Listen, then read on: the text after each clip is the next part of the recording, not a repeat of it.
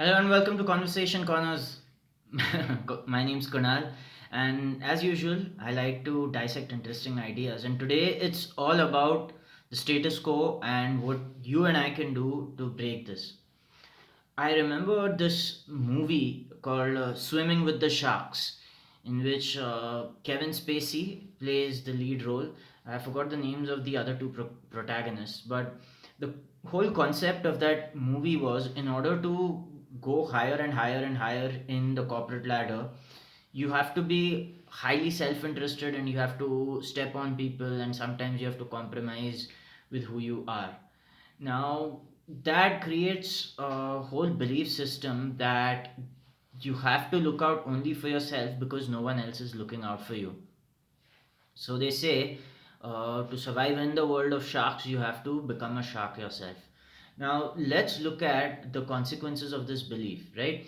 So they say you cannot trust too much because people are out there in the world who are sure to take advantage of your trust. So you have to be very guarded with your approach and you have to approach every situation with caution.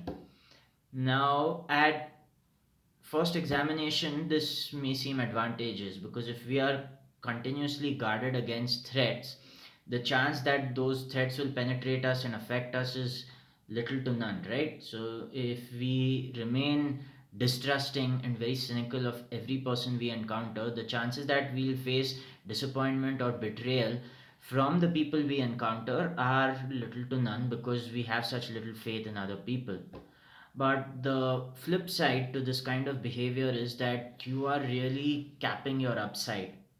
So the real progress you can make in life, that will come through networking, that will come through mentorship, and that will come through people who are generally willing to share their life experiences and wisdom with you, is going to be very limited if you approach every interaction with apprehension and doubt. Now, if you have been taken advantage of in the past, where let's say you lent some money to someone and they never returned that back to you, or you trusted someone to keep a secret and they disclosed that and it caused you a lot of embarrassment, naturally you tend more towards cynicism than you turn towards trust, right? Because this is a defense mechanism from what your brain has learned from past experiences. And this is also, in some sense, what we call conditioning. Now, the concept of conditioning, or the reason your brain conditioned you in a certain way, is it wanted you to learn a lesson. The brain is a very lovely device that we human beings have, but the function of the brain is to ensure survival and continuity. Well being is something that is delved into in psychology, but the basic brain functions are not designed for well being, they are designed for survival and comfort. Now, when you learned a lesson in the past where interaction with people resulted in you losing trust, the natural response is to veer towards cynicism and distrust. So you can say that you're a very intelligent person because you don't trust very easily, and or you don't trust at all. So the chances of being disappointed by someone, the chances of being deceived by someone are little to none. Now, at the surface, you can pass yourself off as someone very intelligent or someone very cunning or smart, but your upside is capped, right? So the same thing that is shielding you from being betrayed is the same thing that is shielding you from opportunity. Not every person you encounter in life will have an agenda of betraying your trust or taking advantage of you. Now, it is your responsibility to develop this sense of being discerning and trying to understand who has your best interest and who doesn't. And honestly, that just comes through interaction with a lot of people, because when you interact with a whole lot of people, you start you start getting exposed to patterns of human behavior.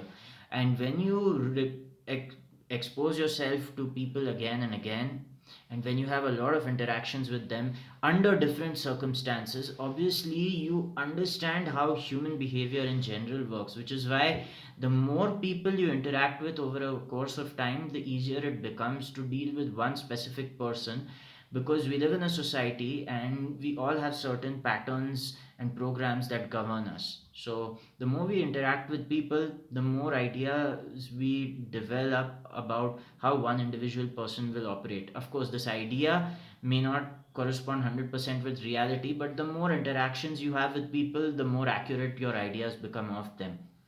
And this is really what helps you develop discernment. Now, trust involves an element of risk, and it involves the chance of being betrayed again. So your past experience is telling you that this is a stupid decision because history has shown that this has not had a good outcome. However, every situation need not be a situation of the past repeating itself. Sometimes you may come across people who genuinely have nothing to take from you, which is why their interactions with you are an expression of their honesty. And sometimes there are people who genuinely do want to help you.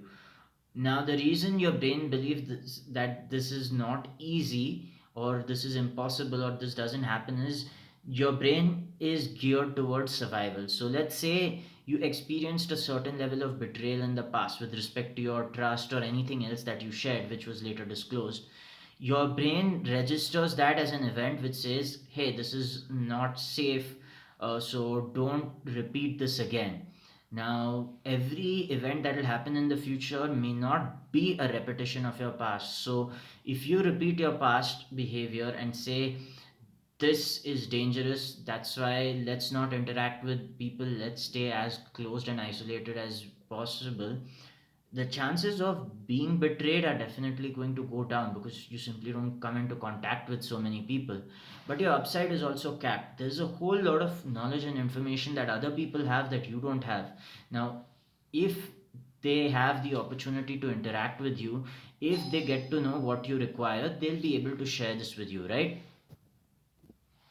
However, if you don't open yourself up to the other person's really not going to understand what you're going through and won't have the solutions to help you out with your problems. So, the easy approach to life is being cynical and saying that everyone is just self interested, which is why you can't really trust in anyone.